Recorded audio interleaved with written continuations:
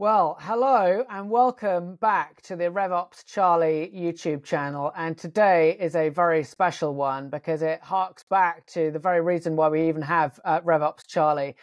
So I'm very pleased to introduce Stephen Diorio to the channel. And Stephen is one of the co-authors of the book Revenue Operations, which we'll get into in a bit more detail in a moment. But Stephen, firstly, welcome to the channel and thanks for jumping on. Super excited to be here. Fantastic. A little bit of history I sort of alluded to there about why you're really the catalyst for RevOpsCharlie. I come from a long heritage from the sales side of the fence as a enterprise seller and sales leader. And just over a year ago, when I was planning to go independent and was very much focused on go-to-market, revenue growth, and all of these words were feeling a little bit fluffy to me in terms of what is it that I'm going to do. And I bought a copy of your book, which I think was only recently published before then. And I spent a couple of weekends reading through it. And I remember running over to my wife, brandishing the book. And I've got it. I found the phrase that links together everything that I'm hoping to do, which is you really laid out a strategic position for revenue operations. And up until that point, in my roles, certainly in a sales function, revenue operations to me had been a little bit of the sales prevention department, the team that were telling me that I couldn't close a deal for this reason and that reason. And you laid out a completely different perception of it for me, which was this is the strategic engine of how companies are going to go to market and drive revenue. So thank you for that. I ran off and bought the RevOpsCharlie domain straight after that, and here we are today. So maybe we'll start off with a little bit of, how did you come to the world of revenue operations? And it's quite a new term. How long has it been in your dictionary? Well, it's been in my vocabulary for decades, but I'm an engineer, and I grew up in a factory. And for decades, I've been trying to teach marketing and salespeople to run their operations like a factory. Because if, we ran factories the way we run sales and marketing, people would get fired. Marketers are always artists. Salespeople were always so relationship driven. And clients are always so unstable. So there's been historic reasons why nobody's applied process or operations to sales and marketing. But I think over the last couple decades, as growing a business has become data-driven, capital-intensive, digital, and teamwork-oriented, those excuses have fallen by the wayside. So revenue operations I think I was in a lot of meetings. It came up. My publisher thought it was a good idea. Now it's technically the fastest growing job in North America, perhaps in Europe as well, for professionals. It's hard to describe, but you know when you see it. And I believe the book was a very, very heavy lift because, we really tried to define what it is. Not in a way. Every RevOps job is a fingerprint or a snowflake. It's unique to a commercial process and a business and a person. But, people need a level of specificity on what that is, how it's evolving, how the career path works. So the book was a bit of a heavy lift. Hopefully it's a useful tool. In fact, indeed, there's one phrase or sentence that was right in the introduction, which was, I'd say, probably the main catalyst, which was, out of all the executives that we spoke to, I think 90% couldn't accurately describe what a revenue operations model was or how it would pay off. But they all agreed it was like a good thing, like we need to do it, but they couldn't describe why. And for me, I was like, well, there's the opportunity. Everyone's going in this direction, but they need some help to sort of, formulate that. Do you feel sort of in the probably 18 months or 2 years since you're writing and publishing the book, that number might have changed a little bit, or is there still a lot of uncertainty into how this will pay off? It's a great point. It reminds me when the auto industry was going through their quality crisis. Every manufacturer in America did quality as job one. And there's something called total quality management. It's a statistically based way of improving the quality of your operations. And it goes all the way from your suppliers through your factory. By the time you get to inspection, it should be perfect. And I remember watching industry, supply chains adopt that. And it was just transformational. But it started out as a big poster on the wall, quality is job one. And no one really knew what that meant. But eventually they started to build some science around it. So I think it's the same way. I'll give you an anecdote. About once a week, some organization collapses marketing operations, sales operations, analytics, digital channels, takes 10 or 20 organizations, jams them into one, hundreds of people, and says to some poor sucker, hey, you're now EVP of revenue operations. They buy my book, they read it, and they call me up and say, what the heck did I just get myself into? Yeah, what have I signed myself up to? That said, I've watched these people over the weeks, months, and years, and it's pretty impressive. That quality one story. I'm getting serious about quality. I look for where the science is. I start putting in process improvements. I'm really impressed with how people have really moved the needle. Some doesn't happen all at once. Sometimes they start with pricing. Sometimes they start with the lead to cash cycle. Sometimes they'll zero in on some aspect of the process, but they really start to get pretty good at it. And what's exciting is to see the talent that is coming out of these RevOps organizations. I've heard a lot of people say that this is the next generation of sales talent. And if you're good with data and have a handle on some of these systems, this is a ticket to the boardroom. If you can explain customer data to a board using financial language, you're an incredibly valuable asset. It's really interesting that you say that, because I have probably once a week, I have to explain my view of or definition of revenue operations to someone, because I will talk about inspiring and enabling buyers. I'll talk about building, growth engines and getting out and speaking to customers and understanding value propositions and buyer personas. And someone would say, oh, that's not RevOps. That's kind of growth. RevOps is we sit inside in a cupboard and we work on spreadsheets and systems and processes. But one of the things that I latched onto in your book was, no, this is strategic. This is about how we go and sell more stuff efficiently to our customers. And for me, you can't do that if you don't get out of the room and go and speak to customers. And I wonder if you see that RevOps is often seen as more operational and internal, but your definition, as I interpreted it, is external as well as internal. Yeah, I agree. I think I have no moral authority on what RevOps is, and I don't even try to fight that battle. Everybody in this world wants a growth hack, a magic bullet, and just give me a job description and show me where to locate it on the org chart. We have a term called a CXO, a Chief X Officer. You plug in the X, growth, revenue, operations, customer, whatever it is. It's somebody who's trying to connect the dots across these systems with a customer focus in mind. But you said something important. You can't do this alone. You got to talk to customers. And the people who are talking to customers, by the way, are the customer success people, who are sort of an orphan in this whole conversation. But you also have to talk to other people in your organization. I've never met a customer success person who didn't say, I can tell you 6 months before it happens whether a customer is going to leave, whether they're looking to leave, or whether they want to grow more. The problem is I can't get anybody in my organization interested in that conversation, and they're surprised at the last minute. So I think that's important. But I think it builds on something else. Growth is interdisciplinary. And I didn't say that, actually. Professor David Reepstein, the best marketing professor in the world at Wharton, said that. And he said, to some degree, the way we train our leaders in business school or in business, it's a failure because growth is a team sport. And there are some aspects of sales, some aspects of marketing. You need to understand analytics.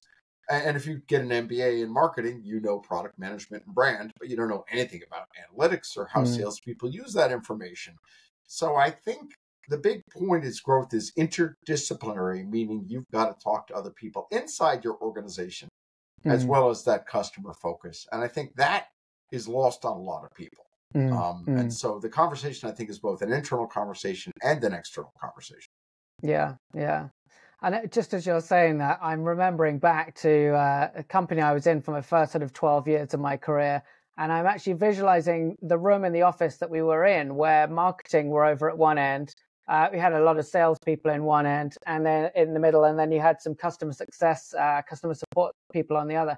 And that was just one office, but it was so easy for us to talk and share ideas. And I wonder if now, with so much virtual stuff, that it's actually harder for a lot of these teams to connect and collaborate than it was in the past. In some ways, it is. One, because you don't have that nice pod, if you would, and that's actually Mm, a thing. People are actually, I was just yesterday saying, I'm going to make customer service the captain, and everybody who touches that customer has to meet once a quarter, and everyone has to attend quarterly business reviews. So that notion of a pod or a scrum or whatever you guys had there, um, mm, that's magic. But I'll tell you something else. It used to be that 99% of the customer conversation came with channels with lips, people mm, talking. And mm, 83%, you pick the number, of that buying process is happening digitally. And so that's another aspect of this where people aren't seeing so much of the customer conversation because it's happening online, and a chat bot may have pissed them off, or the competitor had better thought leadership than you did, and you didn't know it. mm, And so you're only really seeing 13% of the conversation, which is another aspect of what you just brought up that I think is a confounding variable. mm. Now we're not going to get into the detail of the book here. I'll share access to the book on the in the show notes and some of these images. But there's two kind of broad concepts that you cover in it, and one is the management system of how you set up this revenue structure, and then the other is the operating system. So once it's been created, then these are some of the levers and the tools that you've got.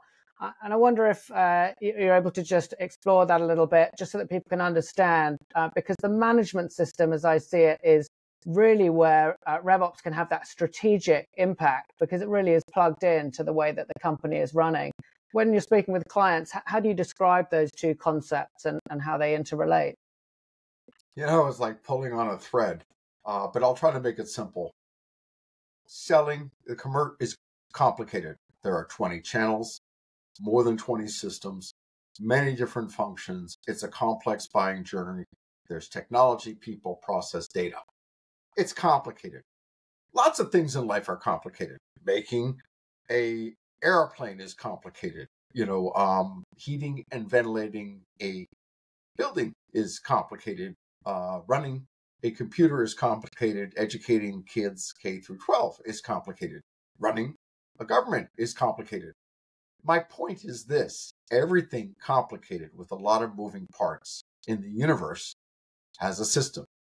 The heating, ventilating, and air conditioning system, the computer operating system, the education system. Everything in the world that is complex has an operating system so that people can manage it, a manufacturing system. Um, the only two things that aren't are sales and marketing. They somehow have become exceptional. And yes, marketing was art and sales was about relationships. But in a world where that, most of the marketing budget is technology and CapEx, and which is anathema, and you're really dealing across many channels, touch points, and whatever, it is a complex system. And so the whole notion is, what would an operating system look like? Everyone's comfortable with the operating system of a PC, and so we broke it down. And when you think about the difference between a management system and an operating system, let's look at the management system. There's a customer journey. It starts with marketing, it ends with expansion. Everybody knows this. Product to cash, whatever you want to call it. My question on the management system, and within that system, there are 50 variables that are proven to cause future cash flow growth. So this is not random. Some of those variables are the brand. Some of them are your sales force effectiveness. Others are culture, information sharing, quality of your digital infrastructure, perceptions of innovation. At the end of the day, those 50 things, which are proven, we can have that fight or another thing, none of them report to the same person. At most, a head of marketing will control maybe 45% of the levers and variables of growth. So I look at an organization with 50 points of contact with the customer, 50 drivers of value, and I'm asking myself, who is the one throat to choke? Who's responsible for all those dials? And that's basically what the management system is. Who controls the growth assets and levers in the business? And so we pose that you could have an alliance that does that. You can have a dictator, or you can even have a RevOps superstar who kind of wires it together under the covers, like Radar Riley on MASH. I don't care how it happens, but I know that there are 50 things that drive growth, and I want to see an executive and a management structure that does that. Factories run that way, buildings run that way, governments run that way. Why can't the commercial model and these 50 drivers of growth? That's that. The second is the commercial tech stack. It's getting really expensive. The average organization arms their sales reps with $10,000 a year of armor. Call it CRM, data, sales enablement, training, information sources, digital channels. Sellers are engaging customers wrapped with $10,000 per head of technology. That makes them faster, more agile, superhuman.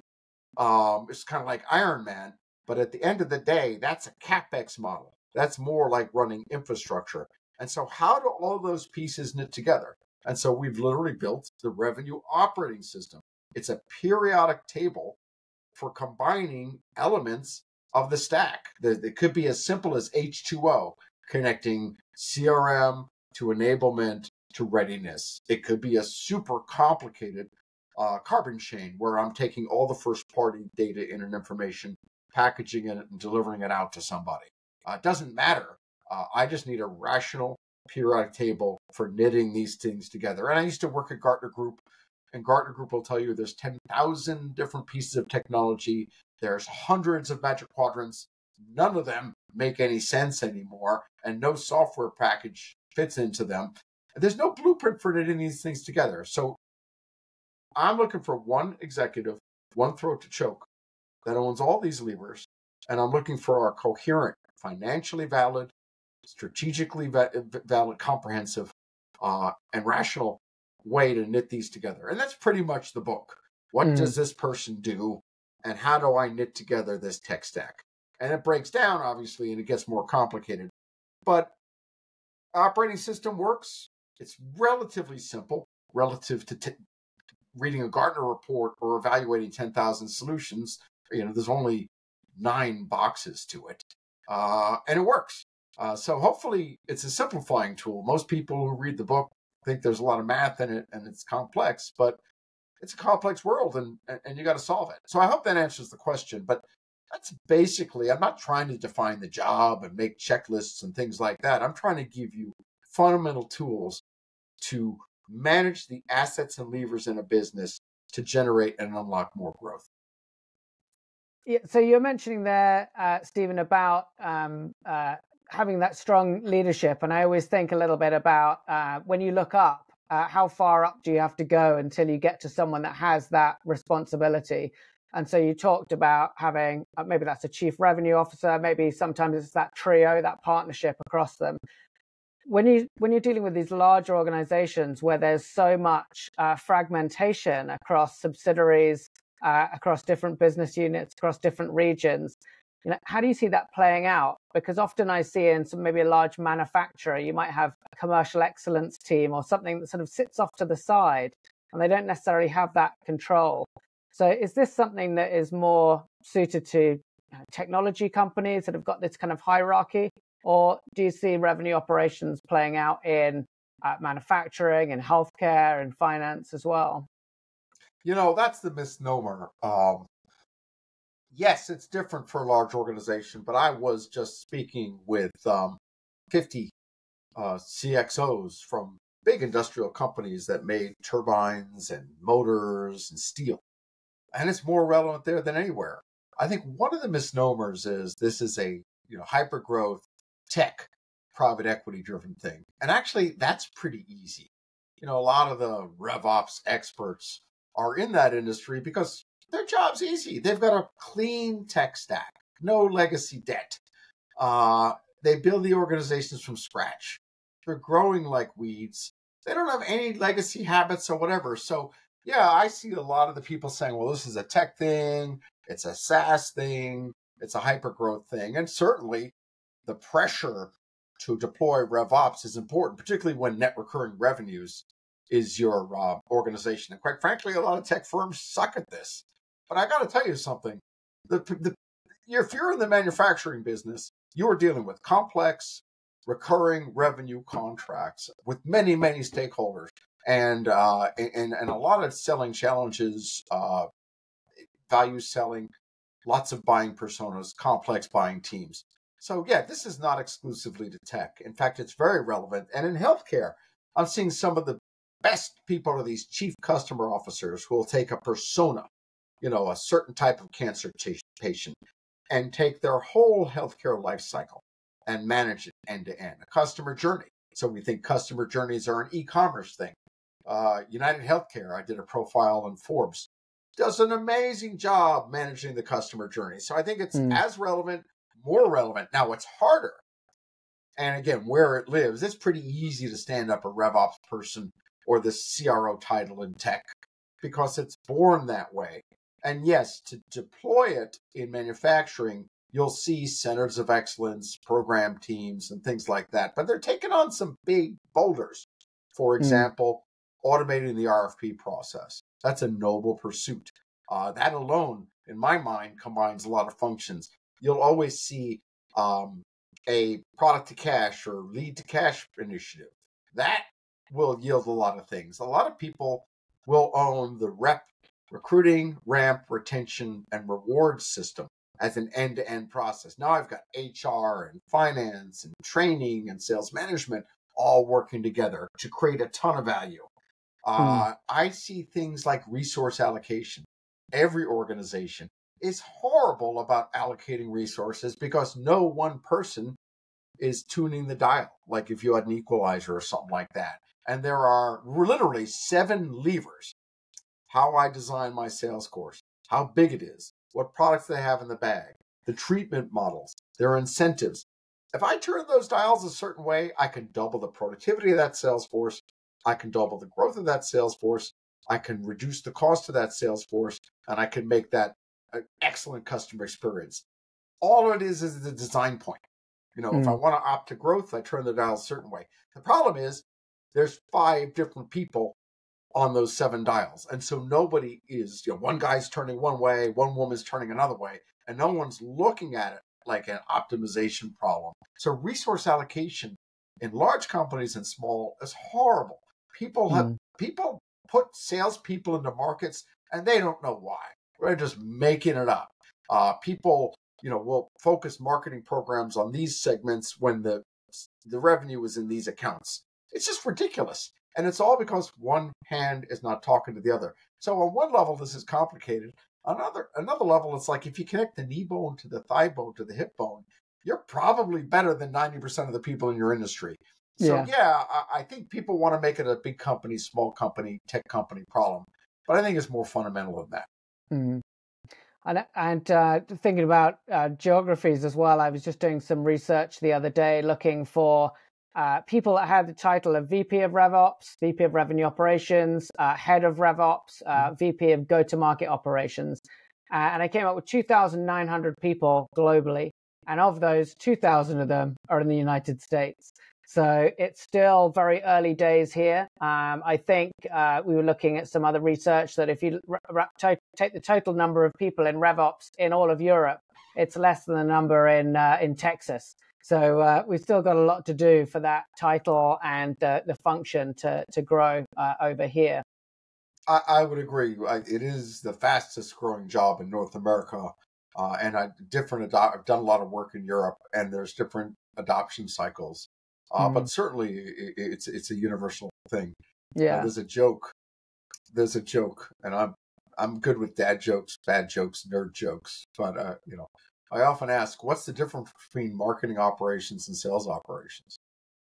And people will give me technical definitions. Well, marketing operations owns, email and first party data. Sales operations owns this. I'm like, no, it's 2 months.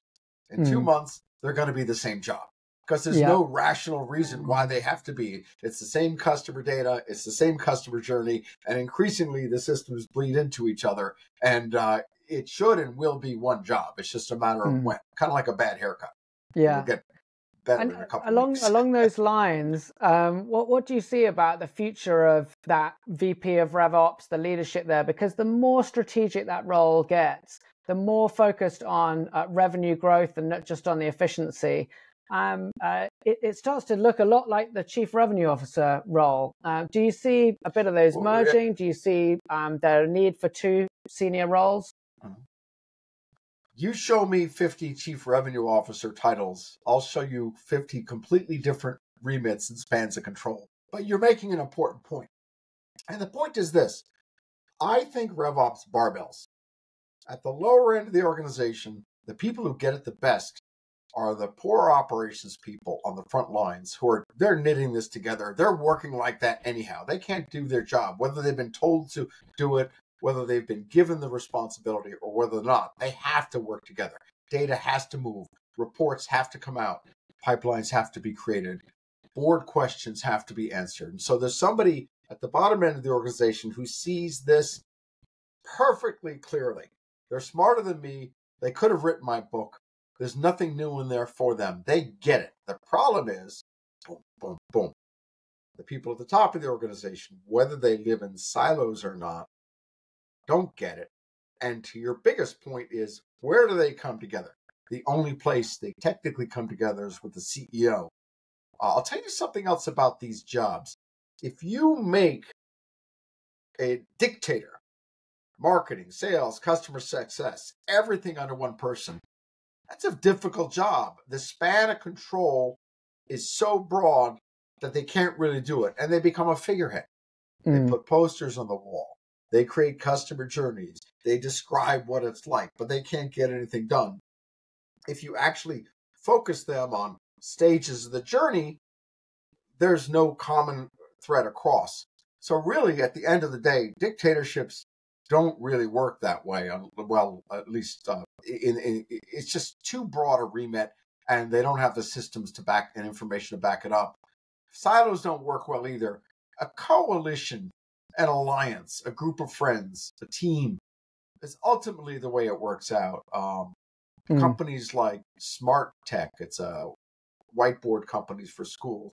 They have a casino where they actually have sales, marketing, and everybody throw their budgets on the board, and they have something like a craps table where everybody is betting their budget on the initiatives that will grow the business, regardless of their silo. Sometimes the entire marketing budget goes to a data project. Sometimes sales gives their budget over to account-based marketing. Nobody cares about turf. They're just making bets on where the capital and OpEx should be going. And then they all work it out in terms of things. That, in my mind, is a perfect example of how it should work. Yeah, team, I love that. Turf. Yeah. And so that's how the best people do it. Obviously, broader span, a span of control without a management system and an operating system is just chaos. It's just way too complex. Now, if you have good data and you actually have systems and processes, a super executive with a broad remit can do it. But I generally see they put the executive in place and then they call me up and say, I'm screwed. How do I make this work? And they got a lot of plumbing to put in place. So, but I think that barbell example, the people at the bottom of the organization, any RevOps, marketing ops, sales ops person, they get it. But at the top, it's much more difficult. Yeah. And I think that speaks to a lot of the questions that I see in some of the RevOps communities, which is maybe people at the bottom of the barbell who are asking, how do I get my myself to be seen as more strategic? How do I get a seat at the table? How do I, connect up with those people up at the top? So, do you see any sort of key themes where people are positioning RevOps as a strategic role? Yeah, I got to tell you something. I'll tell you three things. One of the models that works is, for anyone who's watched MASH and is as old as me, is this Radar O'Reilly model. That was a clerk at an army camp who had all the data, all the information. He ran everything. He basically told his boss what he was doing. And I see that. We call that a RevOps superstar. They've got their hands on the data. They understand finance. They get along with everybody, and they understand what works and what doesn't. That's a ticket to the boardroom. And so I think career path, we got to give up on the generation. If you grew up in sales, you're not going to be that great at RevOps unless you're really adaptable. But what people are telling me is that RevOps creates the farm system for the next generation of growth leaders and, quite frankly, CEOs. So I'll make it real. If you are an analyst and you've got your hands on the CRM data and you can map that to other things, and you take a class in finance and you really know how to make that data work, and you basically understand the sales process, you're going to be in the boardroom because your boss and your boss's boss and the CEO doesn't understand the data, doesn't know whether it's good or not, and doesn't know what it's telling you. And the key, though, is to be able to speak finance. And so I think this is a huge opportunity for anybody who's really got their hands into this data and into these systems and processes. And the key is, though, to be able to communicate strategically to the leadership of what the data is telling you, how it gives you visibility into allocate resources, what's going to happen in the future, how to unlock growth. So I think the career path angle and building those skills, quite frankly, read the book. Not to read the book for that sake, but if you just mimic what's in the book, you're going to get to the boardroom. I think that's the saving grace here. I think you got to give up almost on the old generation of people who grew up in stovetop silos. Yeah. Well, and bringing to the end of our conversation, as you get towards the end of the book, you recommend a number of what you call smart actions. If you're going to get started, here are some discrete things that you can do. You mentioned at the start of our conversation a lot of people that maybe find themselves in a RevOps role when they weren't planning to be on it. So what do you see are some of the key ways that people can have an immediate impact on their business through these smart actions, and where do you recommend people start? I'm glad you brought that up. So I described it as a periodic table.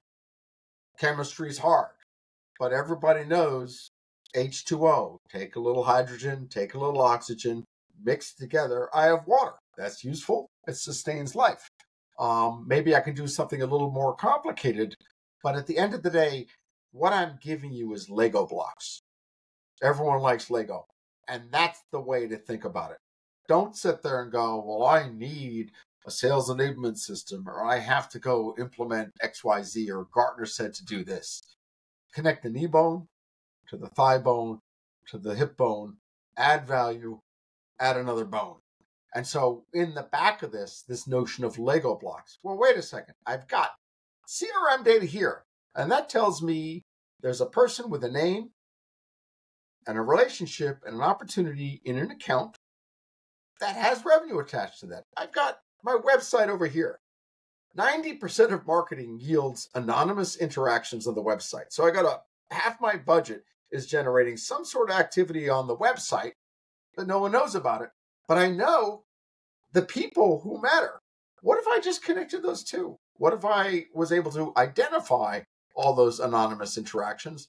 I'd at least know that my marketing was working. I'd also know who's in market. Pretty valuable. All of a sudden, my marketing budget goes from being 90%, my website's active, to actual leads. What if I took that information and instead of sending them an ad, I gave it to a sales rep who we know is assigned to that, so he can actually call them up? That's like 1,000 times better. We work with a truck company. All the advertiser tells us that out of 300 million people in the United States, 50 are going to buy a truck this month. That's useful information. Giving them an ad doesn't really do anything taking that information, which the ad budget funded, giving it to a dealer, that's really huge. But we can't do that. We're advertising people. We don't want to, we don't deal with those dealers. They're big and brutish, and they scare me. And how would I get that information to them? I'm like, I don't care. There's only 50 people in the United States buying a truck. Why don't you walk it over to them? Because it's the only way you're going to make any money. So I think that is what I'm talking about. And what smart actions do is they take 4 constraints. Why are things going to fail? It doesn't show results. It's politically undoable. You don't have the skills to execute it, and there's no business case for it. So what we're saying, it'll pay off. It's either a core building block. I need this. I got to build the foundation before I can build the bridge. It pays off. I can do it with the skills and data I have, and politically, there's not a big heavy lift. There's not going to be change management, people crying, people quitting. And so that's the criteria. Like, why not just do something easy? Find Lego blocks you can connect without people crying, or where people go, oh, that made sense, and it created value. The key is to keep building this big Lego castle, and that's where the operating system makes sense. Because quite frankly, the 5 smartest things any organization could do from a return on capital investment is clean data, clean data, clean data, clean data. I mean, you got to get that right. No one wants to do that because someone's going to go, where is this going? I'm like, we really can't do anything without clean data. So let's get this right. No one likes to build roads and bridges and schools. They want the cherry on the top. So you got to balance all those things. And I think the smart action is great. And, to the layman, it's just connecting Lego blocks. That's all we're asking. And sometimes, the simpler it is, Lego blocks work at the board level. Everyone gets it. They don't get don't make them do math, God forbid, but show them Lego blocks. Yeah. Exactly. I mean, a lot of the work that I'm doing with clients revolves around just building a better buyer experience from the very start to the very end. And that thread drives straight through all these different departments of marketing, sales, customer support, product. But we build a better buyer experience, we end up selling more. And, when you do that picture, don't you put little flames? These are all the points of friction and abrasion. And like somebody said, they said, RevOps is which dumpster fire do I put out first? Yeah. This is all. And if you're like, look, I can't do all of these, but why don't we get the pricing one fixed? Because, let's start there, and then maybe we'll get this one fixed. But at least you've identified the dumpster fires. Exactly. Bottleneck after bottleneck. Well, Stephen, thank you so much. It's been absolutely fantastic to get to explore a little bit about the key themes. What's the best way of people getting in contact with you, and how can they be helpful to you? Well, so I love to speak. My wife will tell you that. Second, I'll give you a couple chapters of my book to put on your website. But I'd love to, I like to talk to anybody who's trying to solve the problem. Sometimes I give speeches. My jokes are bad. My cartoons are good. And I can convince your boss to give you more money. So, it's as simple as that. Fantastic. Well, we'll share your contact details and your LinkedIn in the show notes. But thank you very much for sharing on this podcast, but also for your contribution to the topic and the discussion. Anyone that's in a RevOps role or aspires to be in one should look for revenue operations on Amazon. It'll be 2 above my book, no doubt. It'll be the first one you find, and it's a great background and introduction to the subject. Thanks Charlie, very much, Stephen. It's a team sport, Charlie. I'm just trying to get people to help people, and so are you. So exactly. Happy to collaborate. Thanks very much, and we'll speak again soon.